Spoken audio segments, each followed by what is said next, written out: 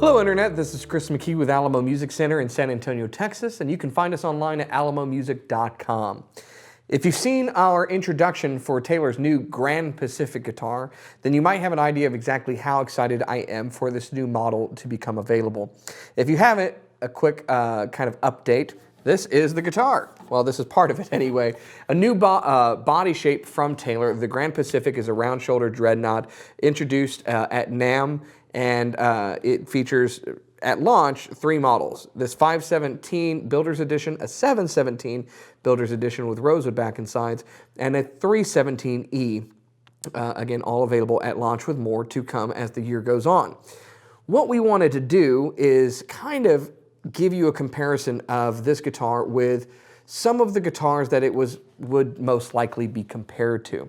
The Grand Pacific was really designed by Andy Powers to be a guitar that kind of is inspired from guitars of the past, really more specifically from the recordings of those guitars from the past. Old country, Americana, bluegrass type stuff has really gone into influence this guitar. So it has a old vibe about it, but it is a modern Taylor guitar with V-bracing. It's got a different sound than what we would expect from Taylor, but it's not trying to copy the sound of other guitars. Despite that, though, it's still going to be very easily compared to some other models. So here's what we're going to do for you today. We're going to compare this, which is the 517 Builder's Edition from Taylor, with a Martin D18 Dreadnought Standard Series, along with a Gibson J45 Standard and a Gibson J45 Vintage.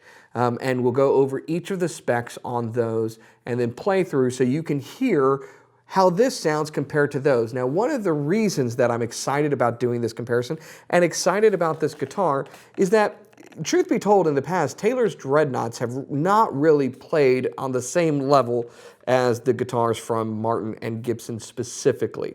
These have been the other two juggernauts in American-made acoustic guitars, and their dreadnoughts have been decidedly more popular than Taylor's dreadnoughts that they made in the past. This new Grand Pacific model, which is a round shoulder dreadnought shaped guitar, I think plays very well with these others. It's a compelling option that's now available, and if you like these other guitars, or you're in the market for something that has this big, woolly, round sound to it with this bass and everything, then you're definitely going to want to watch this video and hear the difference between them. So without any further ado, let's go through the specs. So we'll start with the one that I've got. Again, this is the Taylor 517. This is a non-electric version.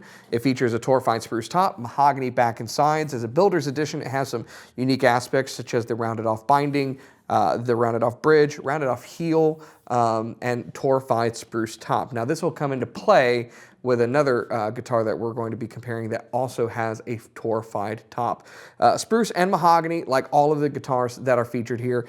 This has hide glue or protein glue, and the V-bracing that is unique and specific to Taylor guitars. Let's take a look at the next one. Another round shoulder dreadnought guitar with a sunburst finish.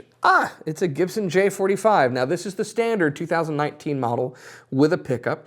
It's a scallop braced Gibson J45 with a Sitka spruce top and mahogany back and sides. It's the workhorse, as it's been called. It's popular. It sounds great. We love the sound of this. From a spec standpoint, it's a slightly narrower nut on the Gibsons compared to the Taylor and the Martin. So the Taylor and Martin have a 1.75. These are 1.725 inch nuts, a little narrower there. The bridge and fingerboard are going to be rosewood versus ebony. Again, mahogany backsides, mahogany neck, Grover tuners, and all that jazz.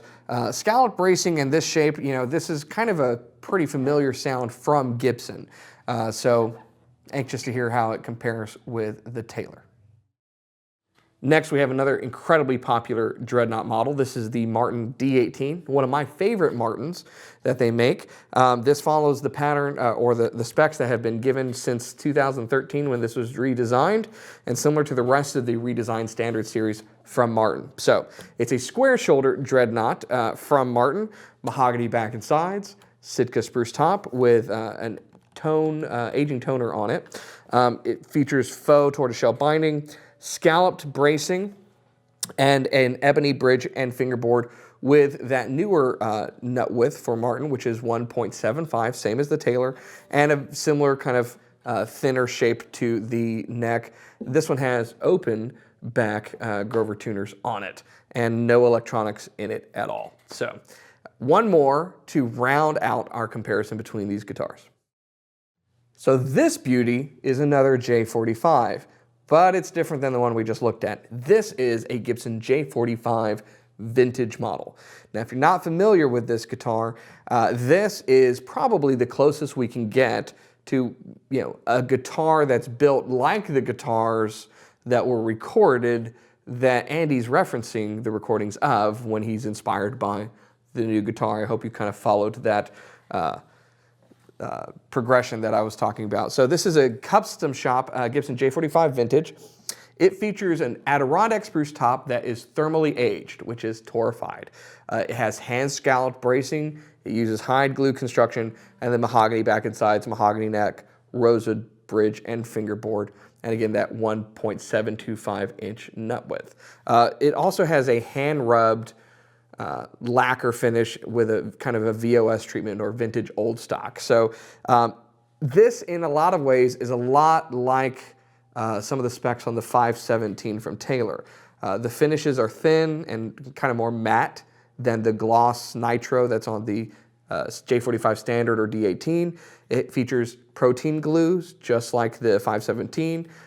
It's hand scalloped X bracing versus the V bracing, but it has a thermally aged top, even though it's Adirondack versus Sitka spruce. So in some ways, this is about as close as we can get to some of the specs that's on that 517.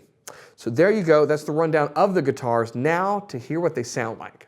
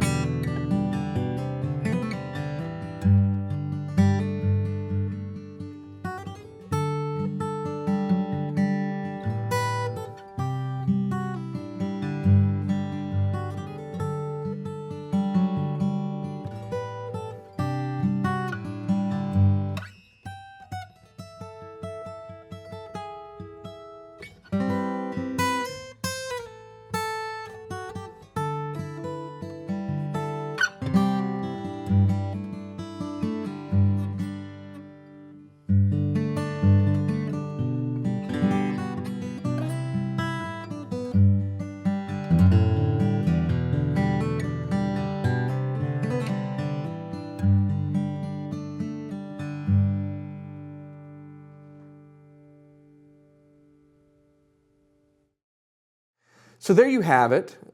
We went through 4 different guitars. Here's that J45 vintage we played, and again back to the 517. Now the reason we featured the 517 in these guitars is of course they're all featuring similar tone woods.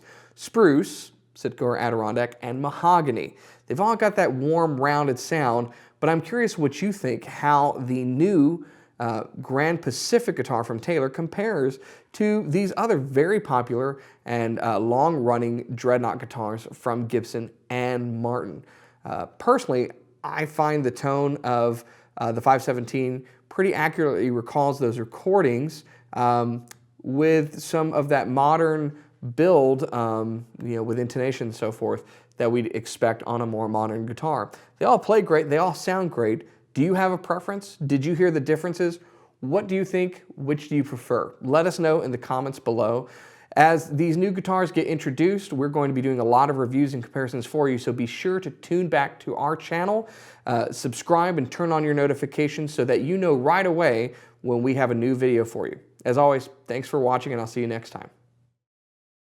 Hey, thanks so much for watching our videos. If you enjoy what we're putting out, help support this channel by going down below and purchasing one of the t-shirts we've made for you.